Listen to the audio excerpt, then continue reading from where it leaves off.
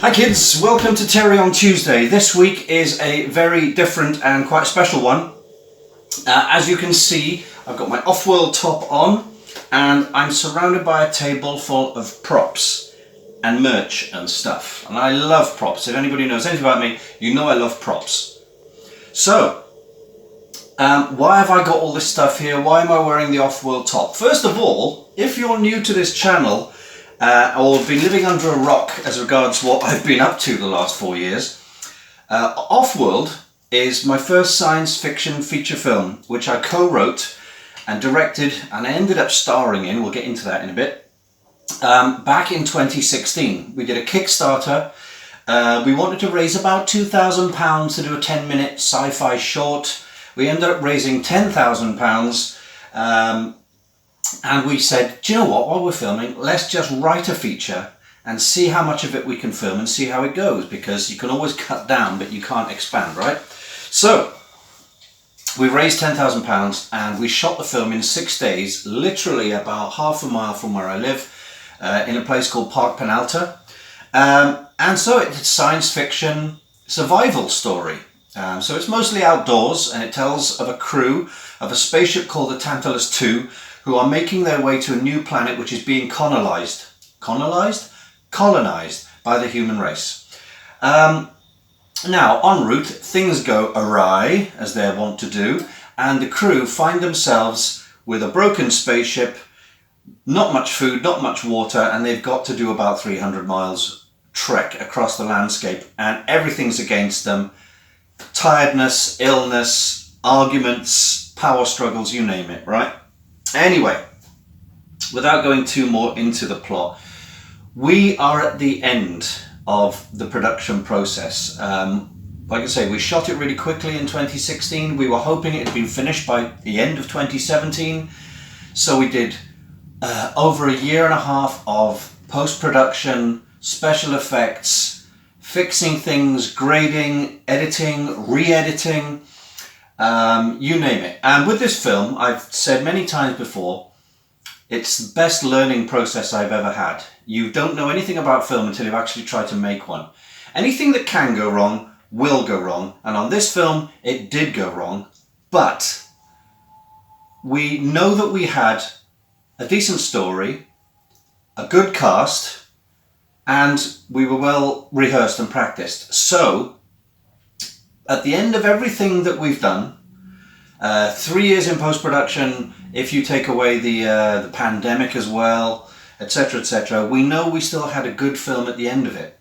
And we put a trailer up about 3 years ago on YouTube, and it got spotted by an American distribution company who we've been talking to now for the last 3 years.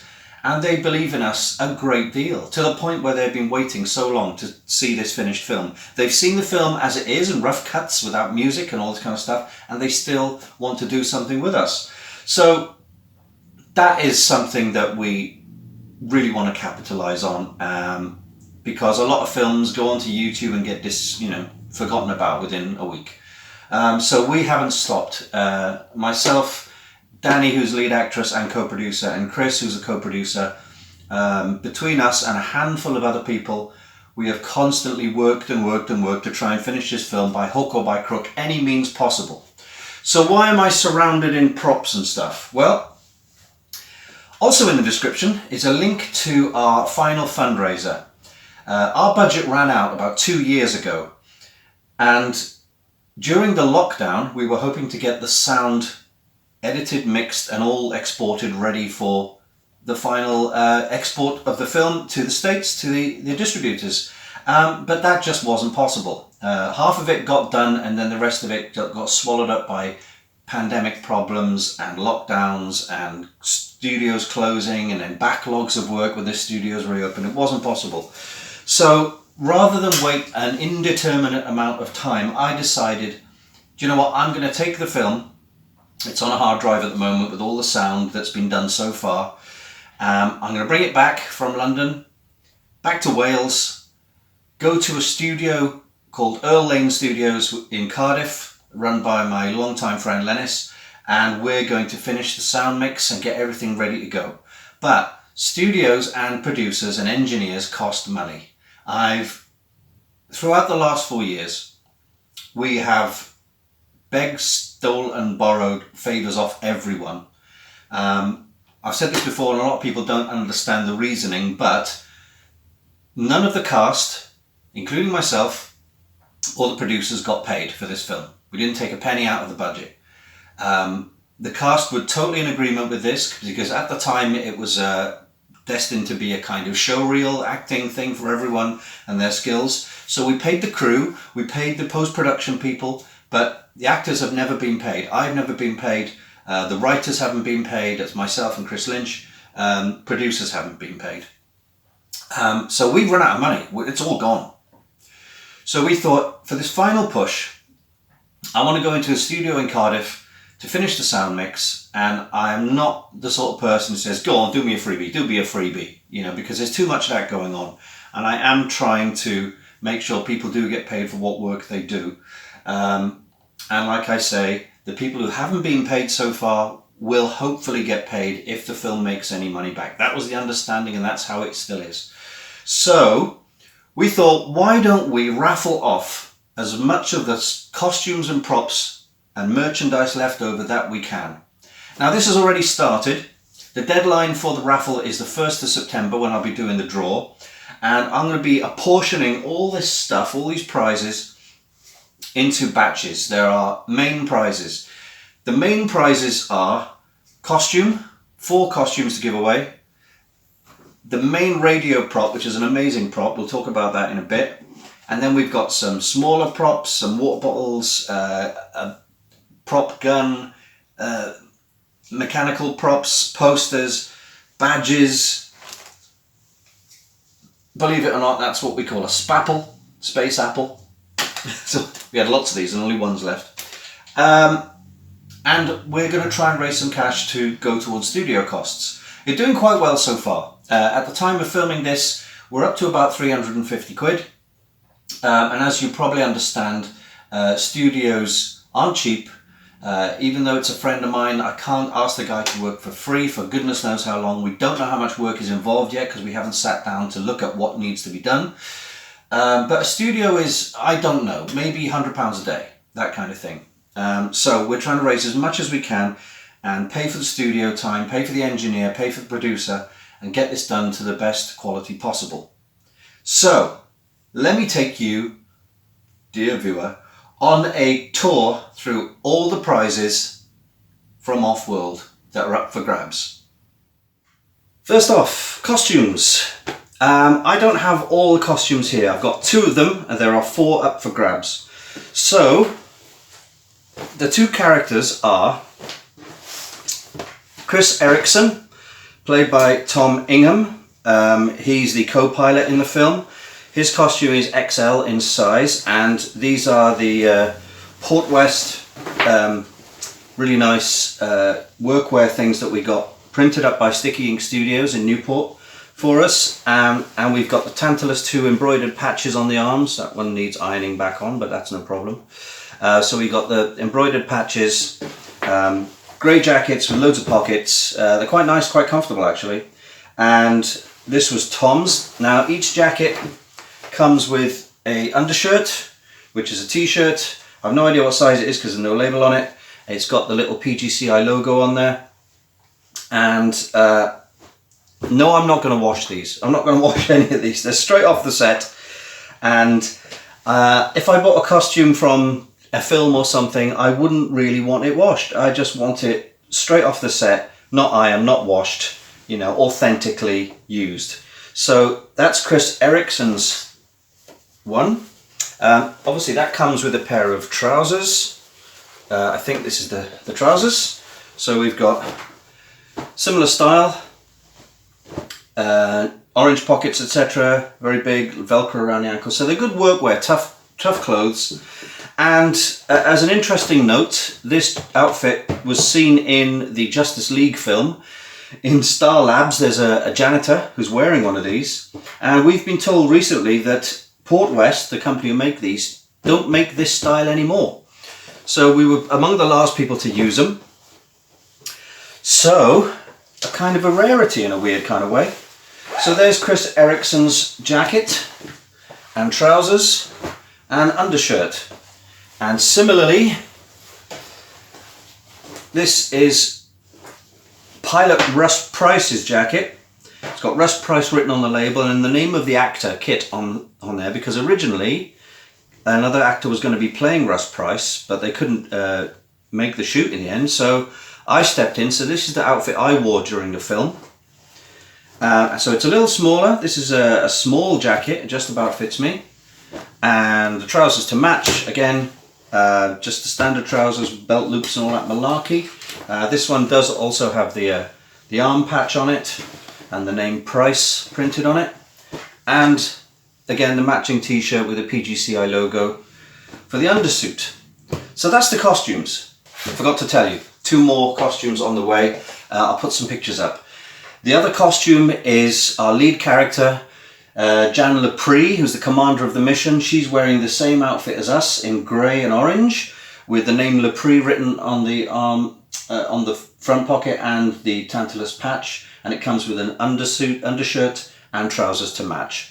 Also, her character is seen in certain scenes of the film in a prisoner's outfit, which is an orange jumpsuit in a bright orange with short sleeves, and that's been tailored to fit Danny, and she's wearing that in the pictures you can see. So that's the 4 costumes, that the 4 big main prizes, and there's one more big prize, and that is a prop.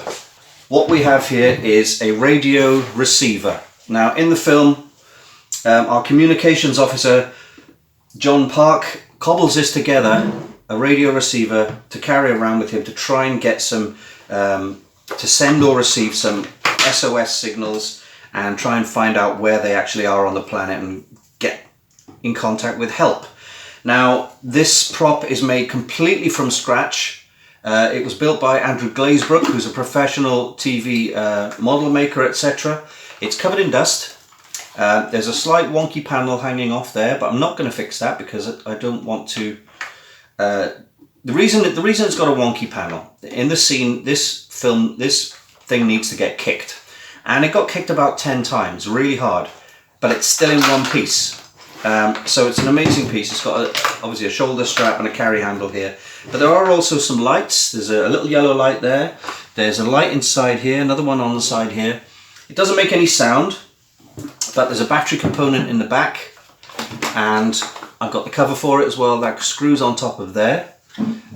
This has been fixed and repaired, but it still works. Where's the button? There's, see the red button there. I don't know if you can see that. There it is. There's the red button for all the lights. And this is a really strong hard-wearing kit, piece of kit, and it is seen throughout the entire movie. So it's one of our star props. We only had the one, and it's held up really well over the years. The lights still work. I'll make sure the screws on the panel are still there. And it's quite heavy, but that's why it's a prize on its own. That's going to be posted out. So that's the radio prop up for grabs. The next prop was not listed on any of the previous posts, but this looks like a police light. It is a prop of a emergency beacon, like a warning beacon or a kind of, SOS type thing. They come across it in the film, so as you can see, it's covered in dirt and grime, and there was a flashing light in there which you can still access by taking this entire section off. I cobbled this together out of circuit boards and heat sinks and all sorts of things, and obviously a cup. But this has quite an important role in the film as well, so I thought it'd be nice to put this as part of the prizes. First off, the binoculars, the sort of space binocular type things. I don't know if they still work, or you turn that and these extend, you see. Now where's the button? There's a button here somewhere. Oh, let's see that again in an instant replay. Got to get it to stick down. Right, ready? Beep. Look at that, still works. So it's some kind of sight, night sight type thingy. We had great fun with that on set, and you'll see that in the film.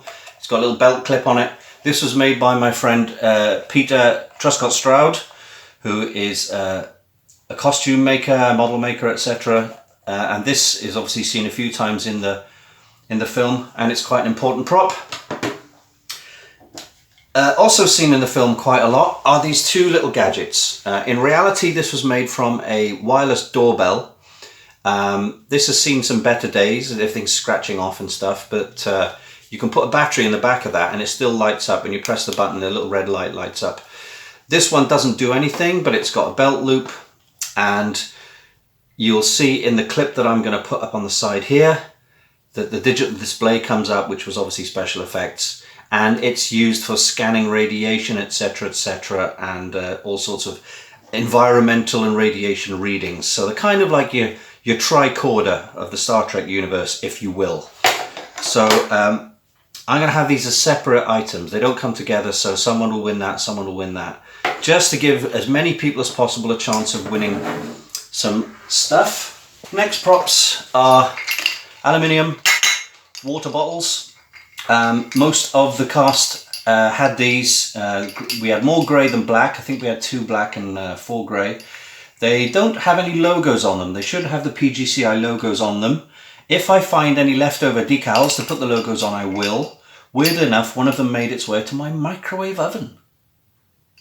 Yeah, so these, as far as I can tell, because they've got the tags on, have not been used, so they're clean on the inside. They're not dirty or dented or anything. But these are part of the... Oh, there is dents on there already. Look at that. Look at the dents.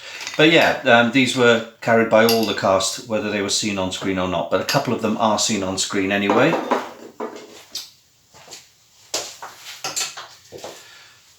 Right, another prop that it's kind of a prop. This is a belt holster for a pistol. One of the 2 security officers in the film carry pistols. So they, I don't know where the other one is, but this is the one belt holster that goes round your waist and round your leg. Pistol goes in there. This will come with a 3D printed prop pistol, picture here. It won't be the actual pistol used in the movie because that was given away with Kickstarter stuff, but we will 3D print you a copy of the pistol. So you have the pistol and the belt and holster to go with it. So that's a cool little prop. Was in 2 minds about giving this away, but I thought I would. This is basically Communications Officer John Park's toolbox. When he was making the radio, throughout the entire movie he's carrying this. It's a little toolbox. Inside it is some circuit stuff and some wires and some tools, and there's a little gadget here like a sort of aerial with some bendy wire. That was used in one scene, and it's actually quite a funny scene. So all that be in there whether you can use it or not, just little tchotchkes and little bits and bobs. And on the top section here, some more little adapters. There's a biro which was probably used on marking the scripts up, and some little adapters and wires and stuff. It's very dusty because it's been out in the dirt, but we thought that would go along quite nicely with some of the other props that we're trying to raise money for. Final stuff as far as props go. This is a very lightweight, kind of a polystyrene plastic orange. It's been sprayed mostly green and silver because we needed a space fruit. So we started calling these spapples because there is a scene where they find these as food. So most of them have gone to Kickstarter backers. This is the only remaining spapple left. So we're giving that away. I'll put some other stuff in with that, so it won't be this on its own. Most of these props, for example, the smaller props, etc., there will be other little goodies from the merchandise that I will add, so you won't just win like that. You'll get that and a few other bits and bobs. Also, these were never seen in the film. As you can probably see, they're plastic stones. We were going to do night scenes. There are some scenes that take place after dark, but they were done in post-production. For the night shoots, we were going to put these all over the ground because they glow in the dark. So you'd see these little ghostly green pebbles all over the place. The plastic pebbles, they can be used outdoors in your garden or wherever. They're clean enough, and you know they're safe enough to go in a fish tank if you want to do that. They glow in the dark and they're quite nice. We never used them in the film, but it's a little bit of kind of deleted scenes history from Offworld. Badges, pin badges, 1-inch pin badges in 4 designs. Now, as you can probably see, I'll turn this around for you. If I can move these out of the way. There we go. It came in 4 designs. The Tantalus 2 patch, the Offworld logo, taking you to a better world, and the PGCI company logo. Now, as you can see, the most popular ones that we sold during fundraising were the Tantalus 2s. We've got 4 of them left. We've got 1, 2, 3, 4, 5, 6, 7, 8, 9, 10, 11, 12, 13 Offworld logo ones. These are obviously the most popular ones. We got probably the similar 13 or 14 taking you to a better world, and the PGCI logo we've got lots of. Now, these are going to be given away in groups. So as we've only got 4 of these, there's going to be 4 complete sets. One of those, one of those, one of those, and one of those. So 4 sets of those. Everything else will be in sets of 3 until we get down to some of these will be left over, and we'll throw one of these in with each of the other packs. Now, also on the merchandise front, here we have, let's move those there, right. So we've got signed photos. I say we have 1, in fact we have 2. The problem is this one, water damage, got ripped on the corner, got a bit mildewy, bit damaged. I don't really want to bin it, but if anybody wants that thrown into one of the smaller prizes, it is signed. It's not a print, it's legitimately signed by everyone you see here. This one is in much better condition, so that's going to be that. Now, also, picture coming up, we've done some extra prints of Danny as Commander Jan Lepre because some of the backers requested more signed photos from Danny, so we've got a limited number of, I think 50 or 100 of those. I can't remember how many I ordered. Also, we're out of patches, but we do have these vinyl-y stickers of the Tantalus 2 logo. Nice vinyl stickers. We've got a handful of them, so some of these will go in with batches of prizes. Again, these were made by Sticky Ink Studios. You don't want freezer bags and plastic bags. I'll use them for packing. Set pieces. These are very small ones, but I do have some bigger pieces, some that are about this big, you know, twice the size. These are just vac form plastic that have been sprayed grey and silver, etc. These aren't signed, but I'll sign them on the back, and these were used for bits of the wreckage and bits of the set that was used in the film, so you get a piece of screen used plastic to do with whatever you like. And again, this box was not kept in a very healthy place, so we got some battle damaged, water damaged, damp damaged storyboards there, but these are the storyboards. Basically they're all numbered, they're in little folded cards, logo on them, hand-drawn storyboard, numbered, sort of limited edition styly, signed by me in 2018. So you get the actual pencil sketch. There are many different ones. These are actual drawings, they're not prints, just mounted into little cards as a little souvenir. So these were quite popular. So that's the storyboards, and the final things we have here, in the box at least, are production brochures. We made a press pack, so this is A4. It's full colour. It's got the poster on the back, and in it has got the story of, it's got some stuff about the cast, the credits, some of the props that you'll see here, stills, etc. The story about the entire production, the characters, and how we made the film. So that's a nice little A4 sized booklet which tells you all about the film and its making. Now, what's left? We have some posters. Where are the posters? Here they are.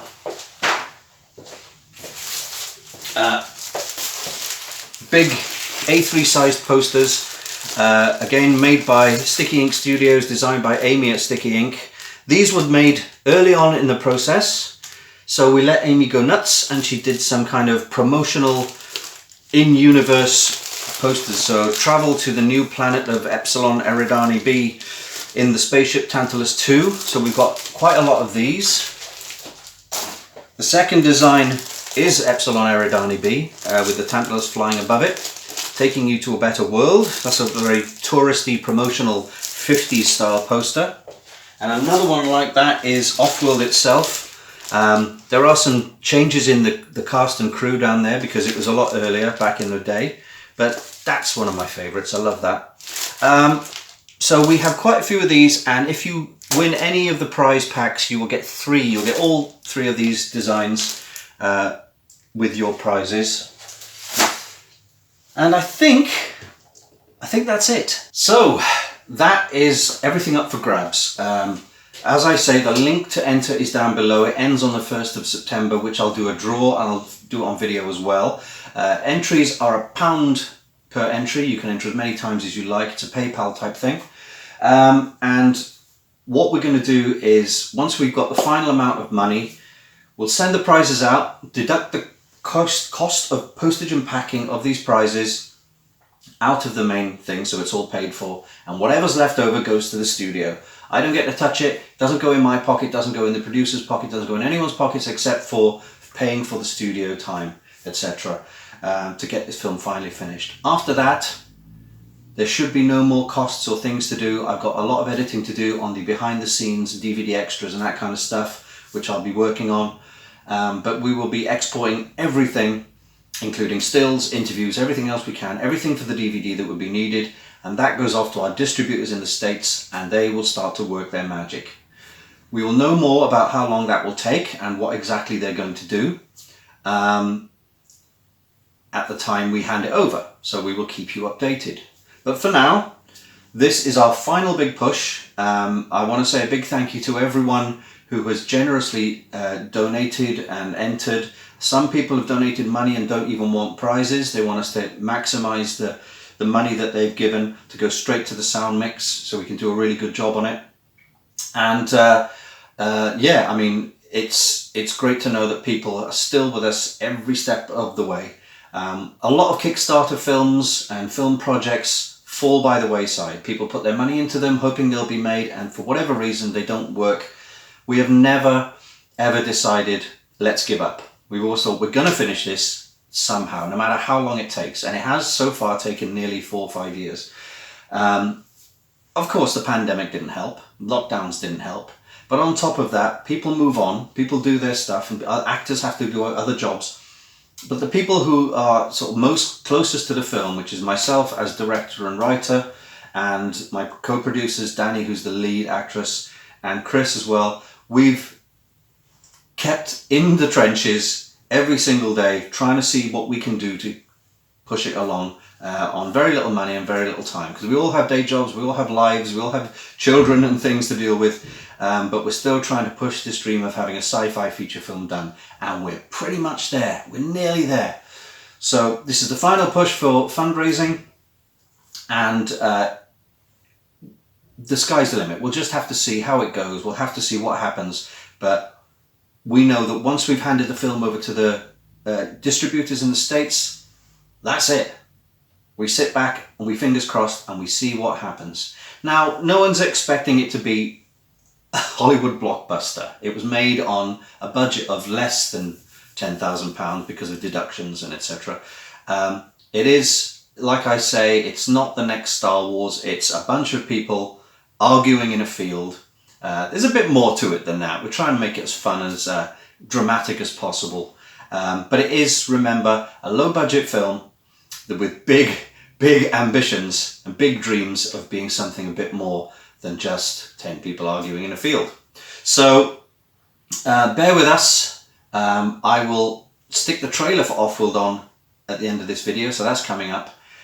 So again, if you've stayed with me all this while through this video, please see if you can enter, even if it's just £1 or whatever. There's, like I say, costumes, props, everything else up for grabs. It'd be lovely to have more people involved and raise the money just to finish this film off.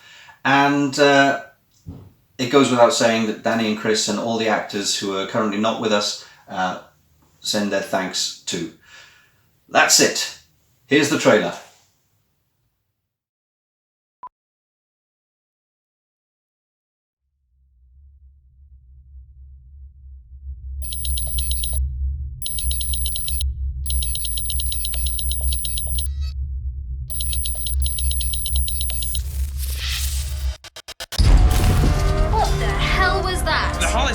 we're losing power.